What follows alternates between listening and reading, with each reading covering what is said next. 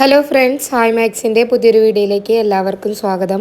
കഴിഞ്ഞ ക്ലാസ്സിൽ നമ്മൾ പെർമ്യൂട്ടേഷനാണ് നോക്കിയത്. ഈ ക്ലാസ്സിൽ നമ്മൾ നോക്കാൻ പോകുന്നത് കോമ്പിനേഷനെ കുറിച്ചാണ്. എന്താണ് കോമ്പിനേഷൻ്റെ മലയാളം? വർഗീകരണം അല്ലെങ്കിൽ നമുക്ക് തിരഞ്ഞെടുക്കൽ എന്ന് പറയാം. ഈ ഭാഗത്ത് നമ്മൾ വളരെയധികം ഇക്വേഷൻസ് നോക്കുന്നുണ്ട്. നമ്മൾ ഇക്വേഷൻ വൈസാണ് നമ്മൾ കൂടുതലും ഇവിടെ പ്രോബ്ലംസ് ചെയ്യുന്നത്. അപ്പോൾ കുറച്ച് ഇക്വേഷൻസ് നമുക്ക് നോക്കാം. ആദ്യത്തെ NCR. എന്താണ് NCR? NCR is equal to n factorial divided by r factorial into n minus r factorial. അടുത്തത് NCR is equal to NC n minus r. ഇത് പ്രോബ്ലം ചെയ്യാൻ ആവശ്യമുണ്ട് കേട്ടോ, അപ്പോൾ നോക്കി വെച്ചോളൂ. അടുത്തൊരു ഇക്വേഷൻ നോക്കാം നമുക്ക്. NCR plus NCR minus 1 is equal to n plus 1 CR. അടുത്തത് NC0 is equal to 1. NC1 is equal to n. NCn is equal to 1. Okay. അടുത്തത് NC0 plus NC1 plus NC2 plus etcetera plus NCn is equal to 2n ആണ്. അടുത്തത് NC0 plus NC2 plus NC4 plus etcetera is equal to ഇതിനോട് equal NC1 plus NC3 plus NC5 plus etcetera. എന്തായിരിക്കും അത്? 2n minus 1. താഴത്തെ ഭാഗം നമ്മൾ 6 ആയിട്ടല്ലേ എടുക്കാറ്. ഈ 6 എന്ന് പറയുന്നത് ഈവൺ നമ്പേഴ്സ് ആയാലും ഓഡ് നമ്പേഴ്സ് ആയാലും ഇക്വേഷനിൽ വരുന്ന മാറ്റമാണ് ഈ കൊടുത്തിരിക്കുന്നത്. എന്തായിരിക്കും? 2n minus 1 ആയിരിക്കും കേട്ടോ. അടുത്തൊരു equation NCX is equal to NCY ആണെങ്കിൽ ഒന്നില്ലെങ്കിൽ x is equal to y ആയിരിക്കും, അല്ലെങ്കിൽ x plus y എന്ന് പറയുന്നത് n ആയിരിക്കും. അടുത്തൊരു ചോദ്യം NCn minus 2 is equal to 28 ആയാൽ എന്നിൻ്റെ വില എന്ത്? NCn minus 2 is equal to 28 ആണ് തന്നിട്ടുണ്ട്. n ആണ് കണ്ടുപിടിക്കാൻ പറഞ്ഞിരിക്കുന്നത്. നമ്മൾ ഇക്വേഷൻ അപ്ലൈ ചെയ്യാം. NCR എന്തായിരുന്നു? n factorial divided by r factorial into n minus r factorial. ഇവിടെ rന് പകരം n മൈനസ് 2 ആണ് ഇട്ട് കൊടുക്കുക. ഈ n ഫാക്ടോറിയലിനെ നമുക്ക് മാറ്റി എഴുതാൻ പറ്റും. എങ്ങനെയാണ്? n ഫാക്ടോറിയലിനെ നമുക്ക് n minus 2 factorial into n minus 1 into n എന്ന് എഴുതാൻ പറ്റും. Divided by n minus 2 factorial into 2 factorial. ഈ n മൈനസ് 2 ഫാക്ടോറിയലും n മൈനസ് 2 ഫാക്ടോറിയലും കട്ടായിപ്പോയി. ബാക്കി ഇവിടെ എന്താ ഉള്ളത്? n into n minus 1 by 2 factorial. ഈ 2 ഫാക്ടോറിയൽ ഇങ്ങോട്ട് കൊണ്ടുപോയി എന്ത് വരും? ഇവിടെ 56 ആയിട്ട് കിട്ടും. അതായത് ഏത് അടുത്തടുത്ത രണ്ട് സംഖ്യകൾ തമ്മിൽ മൾട്ടിപ്ലൈ ചെയ്യുമ്പോൾ നമുക്ക് 56 കിട്ടുക. അങ്ങനെ ആലോചിച്ചാൽ മതി. അപ്പോൾ ഏതായിരിക്കും? 8 ഇൻറ്റു 7 എന്ത്? 56. അപ്പോൾ ഇതിൽ ഏതായിരിക്കും n എന്ന് പറയുന്നത് വലുത്? ഏതാ വലുത്? 8. അതായത് n is equal to എന്ത് കിട്ടി? 8. അല്ലാണ്ട് ഇക്വേഷൻ ആക്കി ഇത് സോൾവ് ചെയ്യേണ്ട കാര്യമില്ല. n-ഉം n മൈനസ് 1 എന്നും പറയുന്നത് അടുത്തടുത്ത രണ്ട് സംഖ്യകളാണ്. അപ്പോൾ ആലോചിക്കുക, അടുത്തടുത്ത് ഏത് രണ്ട് സംഖ്യകൾ തമ്മിൽ മൾട്ടിപ്ലൈ ചെയ്താലാണ് 56 കിട്ടുക. ഏതാ? 8 ഇൻറ്റു 7 ആണ്. അപ്പോൾ ഇതിൽ നോക്കുമ്പോൾ നമുക്ക് n ഏതായിട്ട് വരും? ഇതിൽ 8. ഓക്കെ. അടുത്തൊരു ക്വസ്റ്റ്യൻ. 15 പേരിൽ നിന്നും 3 പേർ അടങ്ങുന്ന എത്ര ഗ്രൂപ്പുകൾ ഉണ്ടാക്കാൻ പറ്റുമെന്നാണ് ചോദിച്ചിരിക്കുന്നത്. എത്ര ഗ്രൂപ്പുകൾ ഉണ്ടാക്കാം? 15 ആൾക്കാരുണ്ട്, അതിൽ 3 പേർ അടങ്ങുന്ന ഗ്രൂപ്പുകളാണ് ഉണ്ടാക്കേണ്ടത്. അപ്പോൾ ഇവിടെ എത്ര വരിക? 15C3. ഓക്കെ. അടുത്തൊരു ക്വസ്റ്റ്യൻ. ഒരു ഹാളിൽ ഉണ്ടായിരുന്ന 15 പേർ പരസ്പരം ഹസ്തദാനം നൽകിയെങ്കിൽ ആകെ ഹസ്തദാനങ്ങളുടെ എണ്ണം എത്ര? ഇതേ ഒരു ക്വസ്റ്റ്യൻ നമ്മൾ പെർമ്യൂട്ടേഷനിൽ ചെയ്തിട്ടുണ്ട്. അതിൽ ഹസ്തദാനത്തിന് പകരം നമുക്ക് തന്നിരുന്നത് സമ്മാനങ്ങൾ കൈമാറിയെന്നാണ്. അങ്ങനെയാണെങ്കിൽ സമ്മാനങ്ങളുടെ എണ്ണം എത്ര എന്നായിരുന്നു ചോദ്യം. സമ്മാനങ്ങളാണെങ്കിൽ 2 പേര് തമ്മിൽ സമ്മാനങ്ങൾ കൈമാറിയാൽ എത്ര സമ്മാനം ഉണ്ടാവും? അവിടെ 2 സമ്മാനം ഉണ്ടാവില്ലേ? അതായത് ആദ്യത്തെ ആൾ രണ്ടാമത്തെ ആൾക്കൊരു സമ്മാനം കൊടുക്കും, രണ്ടാമത്തെ ആൾ ഒന്നാമത്തെ ആൾക്കൊരു സമ്മാനം കൊടുക്കും. അവിടെ അപ്പോൾ എത്ര എണ്ണം വരും? 2 എണ്ണം. പക്ഷേ ഹസ്തദാനമാണെങ്കിൽ എത്ര എണ്ണം വരുള്ളൂ? ഒരെണ്ണം വരുള്ളൂ അല്ലേ? അപ്പോൾ നമ്മൾ സമ്മാനങ്ങൾ കൈമാറുമ്പോൾ നമ്മൾ പെർമ്യൂട്ടേഷനാണ് അവിടെ കണ്ടുപിടിച്ചത്. അപ്പോൾ ഹസ്തദാനം അപ്പോൾ നമ്മളിവിടെ എന്താ കണ്ടുപിടിക്കുന്നത്? കോമ്പിനേഷനാണ് കണ്ടുപിടിക്കുന്നത്. മറക്കരുത്. നമുക്ക് നോക്കാം. അപ്പോൾ എത്ര എണ്ണം വരും? 15C2. 15C2 എന്ന് പറഞ്ഞിട്ടുണ്ടെങ്കിൽ 15 factorial divided by 2 factorial into 15 minus 2 factorial ചെയ്യുമ്പോൾ നമുക്ക് എന്ത് കിട്ടും? 105. നമ്മൾ പെർമ്യൂട്ടേഷനിൽ ചെയ്ത ആ പ്രോബ്ലത്തിൽ 210 ഉത്തരം വന്നിരുന്നത്. നമ്മളതിൻ്റെ പകുതി കണ്ടാലും മതി. 210ൻ്റെ പകുതി എത്രയാണ്? 105. അവിടെ രണ്ടാൾ തമ്മിൽ സമ്മാനം കൈമാറുമ്പോൾ നമുക്ക് രണ്ടെണ്ണം വരുമായിരുന്നു. അതായത് ഒരാൾക്ക് അങ്ങോട്ടും കൊടുക്കാം, അയാൾക്ക് തിരിച്ചും കൊടുക്കാം. അപ്പോൾ രണ്ടെണ്ണം വരും. ഹസ്തദാനം ആകുമ്പോൾ ഒരെണ്ണേ വരുള്ളൂ. അവിടെ ആൻസർ 210 വന്നത്. അപ്പം അതിൻ്റെ പകുതി എത്ര വരുന്നത്? 105. ഓക്കെ. അടുത്ത ക്വസ്റ്റ്യൻ. ഒരു ഹാളിൽ ഉണ്ടായിരുന്നവർ പരസ്പരം ഹസ്തദാനം നൽകി ആകെ 45 ഹസ്തദാനങ്ങൾ നടന്നുവെങ്കിൽ ഹാളിൽ ഉണ്ടായിരുന്നവരുടെ എണ്ണം എത്ര? നമുക്കറിയാം ഹസ്തദാനം നൽകിയവരുടെ എണ്ണം എങ്ങനെ നമ്മൾ കണ്ടുപിടിക്കുക? NC2. N എന്ന് പറഞ്ഞാൽ എത്ര പേരുണ്ടായിരുന്നു എന്നാണ് എന്നോട് ഡിനോട്ട് ചെയ്യുന്നത്. ഇവിടെ എത്ര പേരുണ്ടായിരുന്നുള്ളത് തന്നിട്ടില്ല, അത് നമ്മൾ കണ്ടുപിടിക്കേണ്ട സംഖ്യയാണ്. അപ്പോൾ NC2 = 45 എന്ന് കൊടുത്തു. ഇക്വേഷൻ അപ്ലൈ ചെയ്തു. NC2 എന്ന് പറഞ്ഞാൽ എന്താ? n factorial divided by 2 factorial into n - 2 factorial. അത് 45 ആണ്. നമ്മൾ തൊട്ട് 2 പ്രോബ്ലം മുന്നേ ഇങ്ങനെ ചെയ്തിട്ടുണ്ട്. n ഫാക്ടോറിയലിനെ എങ്ങനെ മാറ്റി എഴുതാം? n - 2 factorial into n - 1 into n by 2 into n - 2 factorial = 45 എന്ന് കിട്ടും. ഈ n - 2 ഫാക്ടോറിയലും ഈ n - 2 ഫാക്ടോറിയലും കട്ടായി പോവും. ഈ 2 ഇങ്ങോട്ട് പോവും. ബാക്കി എന്താ ഉണ്ടാവുക? n ഇൻറ്റു n - 1 = 45 ഇൻറ്റു 2 എന്ന് വരും 90. ഏതടുത്തടുത്ത രണ്ട് സംഖ്യകൾ തമ്മിൽ മൾട്ടിപ്ലൈ ചെയ്യുമ്പോഴാണ് 90 കിട്ടുക. 9 ഇൻറ്റു 10. ഇതിൽ ഏതാ n വരിക? 10. Therefore n = 10. അടുത്തത് പെർമ്യൂട്ടേഷനും കോമ്പിനേഷനും തമ്മിൽ റിലേറ്റ് ചെയ്യുന്ന ഒരു ഇക്വേഷനാണ് NPR = R factorial into NCR ആണ്. അത് വെച്ചൊരു പ്രോബ്ലം നോക്കാം. NPR = 720 NCR ആയാൽ ആറിൻ്റെ വില എന്ത്? ഈ ഇക്വേഷനാണ് ഇവിടെ അപ്ലൈ ചെയ്യുന്നത്. കമ്പയർ ചെയ്യുമ്പോൾ ഇക്വേഷനും ഇതും തമ്മിൽ കമ്പയർ ചെയ്യുമ്പോൾ നമുക്ക് എന്ത് കിട്ടും? R ഫാക്ടോറിയലാണ് 720. R ഫാക്ടോറിയൽ 720 ആണെങ്കിൽ R എന്തായിരിക്കും? 6 ആയിരിക്കും. എങ്ങനെ കണ്ടുപിടിക്കാൻ കഴിയും? ആദ്യം 720നെ 2 കൊണ്ട് ഡിവൈഡ് ചെയ്യും. അപ്പോൾ 360. 2 കൊണ്ട് ഡിവൈഡ് ചെയ്ത് കിട്ടുന്ന ഉത്തരത്തെ പിന്നെ 3 കൊണ്ടാണ് ഡിവൈഡ് ചെയ്യേണ്ടത്. അപ്പോൾ 360 ഡിവൈഡഡ് ബൈ 3 120. പിന്നെ കിട്ടുന്ന ഉത്തരത്തെ 4 കൊണ്ടാണ് ഡിവൈഡ് ചെയ്യേണ്ടത്. അങ്ങനെ ചെയ്തു പോകാം. എപ്പോഴാണോ 1 കിട്ടുന്നത് അവിടെ വെച്ച് അവസാനിപ്പിക്കുക. എപ്പോഴാണ് 1 കിട്ടിയത്? 6 കൊണ്ട് ഡിവൈഡ് ചെയ്തപ്പോഴാണ് 1 കിട്ടിയത്. അപ്പോൾ എന്താ ആൻസർ വരും? 6 ഫാക്ടോറിയലാണ് എന്ത്? 720. ഓക്കെ. അടുത്തൊരു പ്രോബ്ലം. NPR = 120 NCR ആയാൽ ആറിൻ്റെ വില. തൊട്ട് മുൻപ് ചെയ്ത പോലെ തന്നെ കമ്പയർ ചെയ്യുമ്പോൾ R ഫാക്ടോറിയൽ 120 എന്ന് കിട്ടും. എന്താ ചെയ്യേണ്ട? ആദ്യം 120നെ 2 കൊണ്ട് ആദ്യം ഡിവൈഡ് ചെയ്യുക. അപ്പോൾ എന്ത് കിട്ടും? 60. പിന്നെ 3 കൊണ്ട് ഡിവൈഡ് ചെയ്യുക കിട്ടുന്ന ഉത്തരത്തെ. അപ്പോൾ 20. പിന്നെ 20യെ 4 കൊണ്ട് ഡിവൈഡ് ചെയ്തു 5. പിന്നെ 5നെ 5 കൊണ്ട് ഡിവൈഡ് ചെയ്തു. അപ്പോൾ 1 കിട്ടി. അപ്പോൾ അവസാനിപ്പിച്ചു. അപ്പോൾ 5 ഫാക്ടോറിയൽ ആയിരിക്കും എന്ത്? 120. ഓക്കെ. ഇനി കുറച്ച് ഇക്വേഷൻസ് ആണ്. n വശങ്ങളുള്ള ഒരു ബഹുഭുജത്തിനുള്ളിൽ വരയ്ക്കാവുന്ന വികർണങ്ങളുടെ എണ്ണം എന്തായിരിക്കും? n ഇൻറ്റു n - 3/2 ആണ്. അതായത് ഒരു ബഹുഭുജത്തിന് n വശങ്ങളുണ്ടെങ്കിൽ അതിനുള്ളിൽ വരയ്ക്കാവുന്ന വികർണങ്ങളുടെ എണ്ണം എത്രയായിരിക്കും? n ഇൻറ്റു n - 3/2 ആയിരിക്കും. അടുത്തത്, ഒരു പ്രതലത്തിലെ n ബിന്ദുക്കളിൽ m എണ്ണം രേഖാരൂപത്തിലായാൽ ബിന്ദുക്കൾ യോജിപ്പിച്ച് വരയ്ക്കാവുന്ന നേർരേഖകളുടെ എണ്ണം എന്ന് പറയുന്നത് NC2 - MC2 + 1. ത്രികോണങ്ങളുടെ എണ്ണം എന്ന് പറയുന്നത് NC3 - MC3. ഓക്കെ. അതായത് ഇതൊരു പ്ലെയിനാണെന്ന് വിചാരിക്കാം. ഇവിടെ കുറേ ബിന്ദുക്കളുണ്ട്. ഓക്കെ. ഇത്ര ഞാൻ 5 എടുത്തിട്ടുള്ളൂ. കുറേ ബിന്ദുക്കളുണ്ട്. ഇതിലെനിക്ക് 2 എന്തായാലും യോജിപ്പിച്ച് നമുക്ക് സ്ട്രൈറ്റ് ലൈൻ വരയ്ക്കാൻ പറ്റും. അറിയാവുന്ന കാര്യമാണല്ലോ. 2ൽ കൂടുതൽ എന്ന് പറയുമ്പോൾ 3 യോജിപ്പിച്ച് സ്ട്രൈറ്റ് ലൈൻ വരയ്ക്കാൻ പറ്റുമോ? ഇല്ല.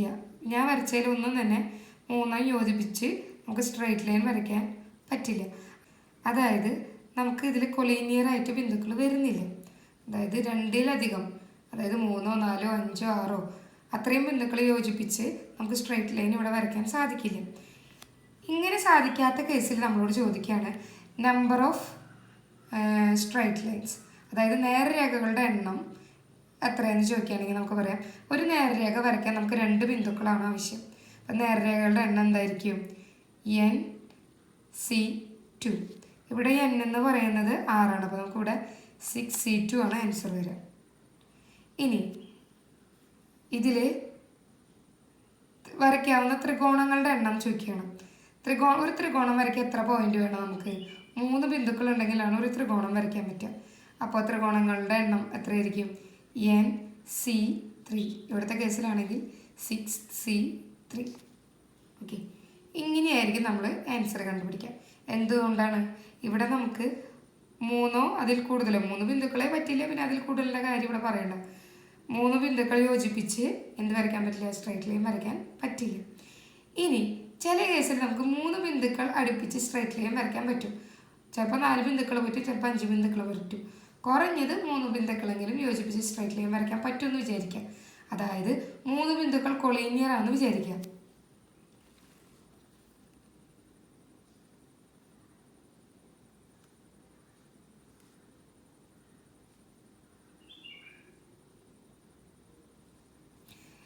ഇങ്ങനെയാണ് അടുത്ത ക്വസ്റ്റ്യൻ എന്ന് വിചാരിക്കുക.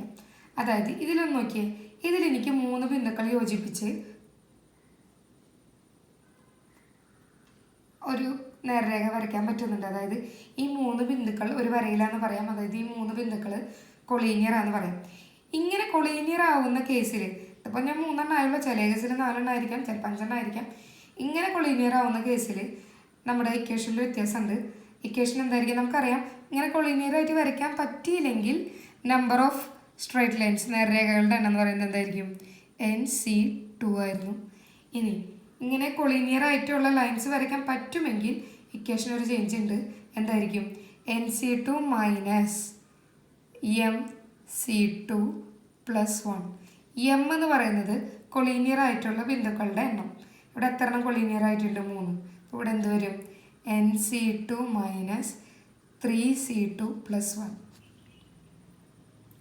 ഓക്കെ, ഈ കേസിൽ തന്നെ നമുക്ക് ത്രികോണങ്ങളുടെ എണ്ണം നോക്കാം. ത്രികോണങ്ങളുടെ കൊളീനിയർ ആയിട്ട് വരയ്ക്കാൻ പറ്റില്ലെങ്കിൽ ത്രികോണങ്ങളുടെ എണ്ണം എത്രയായിരുന്നു? NC3 ആയിരുന്നു. കൊളീനിയർ ആയിട്ട് ഇതിൽ വരയ്ക്കാൻ പറ്റുന്നുണ്ട്. അപ്പോൾ ത്രികോണങ്ങളുടെ എണ്ണം എത്രയായിരിക്കും? NC3 minus MC3. ഓക്കെ, ഒന്നും കൂടി ഇക്വേഷൻ നോക്കാം. ഒരു പ്രതലത്തിലെ n ബിന്ദുക്കളിൽ m എണ്ണം രേഖാരൂപത്തിൽ ആയാൽ ബിന്ദുക്കൾ യോജിപ്പിച്ച് വരയ്ക്കാവുന്ന നേർരേഖകളുടെ എണ്ണം NC2 മൈനസ് MC2 പ്ലസ് 1.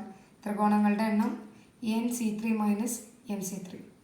ഇനി ഒരു പ്രതലത്തിലെ n വ്യത്യസ്ത ബിന്ദുക്കളിൽ 3 ബിന്ദുക്കൾ രേഖാരൂപത്തിൽ ആകുന്നില്ല എങ്കിൽ ബിന്ദുക്കൾ യോജിപ്പിച്ച് വരയ്ക്കാവുന്ന നേർരേഖകളുടെ എണ്ണം NC2, ത്രികോണങ്ങളുടെ എണ്ണം NC3.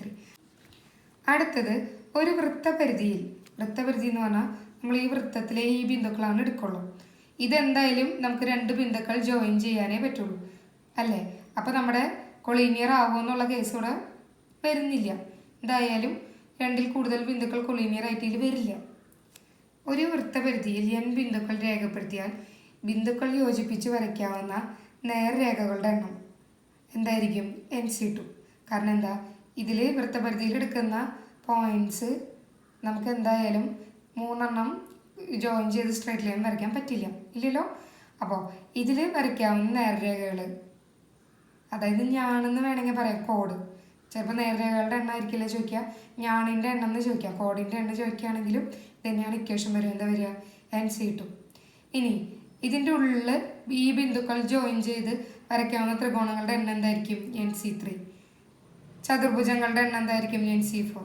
ഇനി നമുക്ക് വേണമെങ്കിൽ പഞ്ചഭുജം ചോദിക്കാം. അപ്പോൾ എന്തായിരിക്കും? NC5. ഓക്കെ, അടുത്തൊരു ക്വസ്റ്റ്യൻ.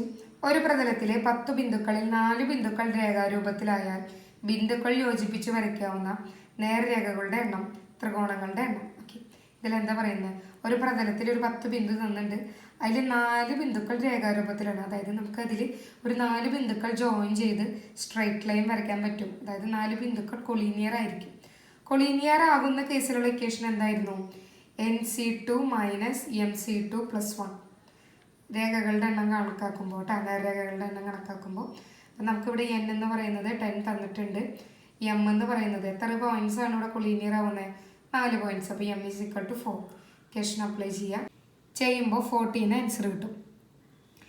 ഇനി ത്രികോണങ്ങളുടെ എണ്ണം എന്തായിരുന്നു equation? NC3 minus MC3. n 10 ആണ്, m 4 ആണ്. ഇട്ട് കൊടുക്കുക, ഇക്വേഷൻസ് അപ്ലൈ ചെയ്യാം. നമുക്ക് എന്ത് കിട്ടും? 116 ആൻസർ കിട്ടും കേട്ടോ. അടുത്തൊരു ക്വസ്റ്റ്യൻ. ഒരു പ്രതലത്തിലെ 12 ബിന്ദുക്കളിൽ 3 ബിന്ദുക്കൾ രേഖാരൂപത്തിലാകുന്നില്ല എങ്കിൽ ബിന്ദുക്കൾ യോജിപ്പിച്ച് വരയ്ക്കാവുന്ന ത്രികോണങ്ങളുടെ എണ്ണം എത്ര, നേർരേഖകളുടെ എണ്ണം എത്ര.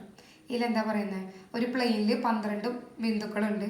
3 ബിന്ദുക്കൾ രേഖാരൂപത്തിലാകുന്നില്ല. അതായത് നമുക്ക് 3 ബിന്ദുക്കൾ ജോയിൻ ചെയ്ത് സ്ട്രൈറ്റ് ലൈൻ വരയ്ക്കാൻ പറ്റില്ല. അതായത് 3 ബിന്ദുക്കൾ കൊളീനിയർ ആകുന്നില്ല. 3 ബിന്ദുക്കൾ കൊളീനിയർ ആയില്ലെങ്കിൽ അതിൽ കൂടുതലുള്ള ബിന്ദുക്കളും എന്താവില്ല, കൊളീനിയർ ആവില്ല. അപ്പോൾ ഇത് കൊളീനിയർ അല്ലാത്ത കേസാണ് പറയുന്നത്.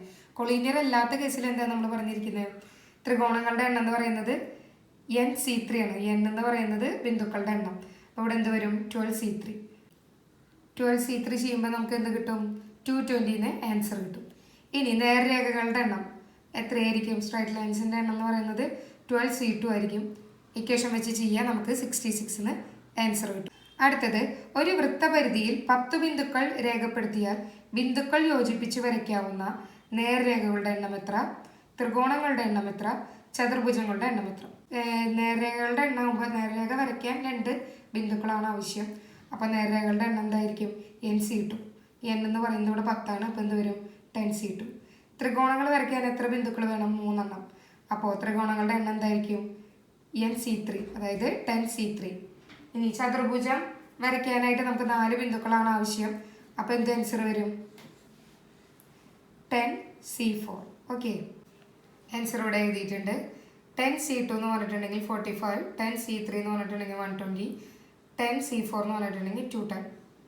അടുത്തൊരു question, 50CR + 80 is equal to 50C 3R + 2 ആയാൽ ആറിൻ്റെ വില എന്തെന്നാണ് ചോദിച്ചിരിക്കുന്നത്.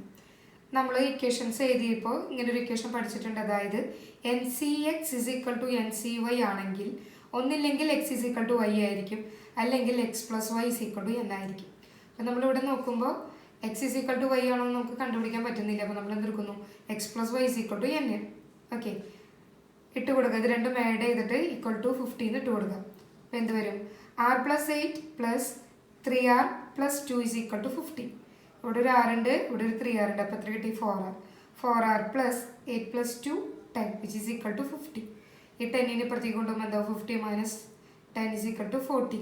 അതായത് എന്ത് വരും, 40/4 which is equal to 10 എന്ന് ആൻസർ കിട്ടും.